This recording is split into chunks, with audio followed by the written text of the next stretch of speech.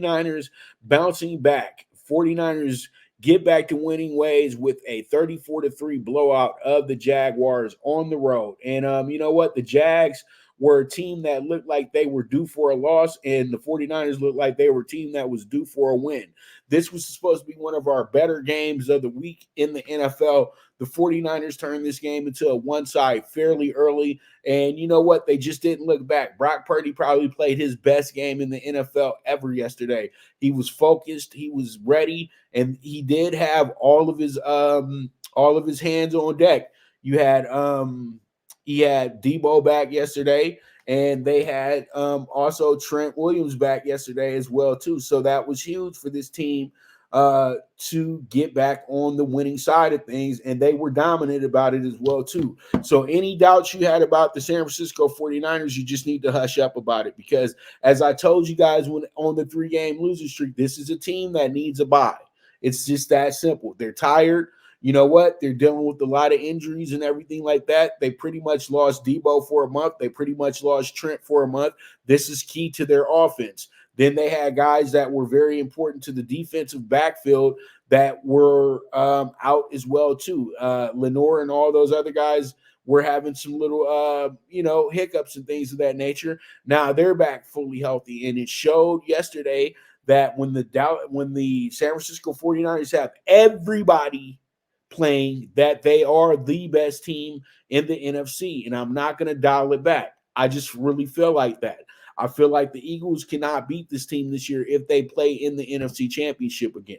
But the San Francisco 49ers got to keep improving upon things, because they don't have the greatest playmakers on the offensive end. They got Kittle and Debo. That's great. They got Auk, who's a guy who does things sometimes, not all the time, but they don't have the Tyreek Hills of the world. They don't have, the Justin Jeffersons of the world. They just have a great overall scheme, and it showed up yesterday. And when you have a great overall scheme, you can go ahead and live without superstars, and that's why San Francisco is such a special situation.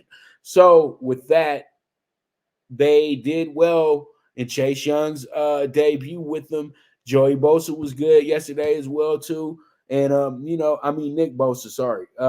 Nick Bosa was good yesterday as well too. But them winning by 31 points should just tell everybody that, you know what, they got the memo loud and clear, and they heard all of us when we said, hey, the San Francisco team doesn't look right. Well, Brock Purdy, 19-26, 148.9 QBR, 296 yards through the air, 3 touchdowns. Yes, he was sacked twice, but who cares? This guy went ahead and he went off yesterday. Christian McCaffrey, 95 yards on 16 carries. That's phenomenal, because that means that was almost 6 yards per carry for him. Deebo Samuel, 29 yards is 29 yards. And then, as I said, he scored a touchdown yesterday. Greg Kittle only needed 3 catches to get over 100 yards. He had a 66-yard touchdown, which was huge. Ayuk had a touchdown yesterday as well too. And then Jusek, the modern day Tom Ratman, scored himself a touchdown yesterday as well too.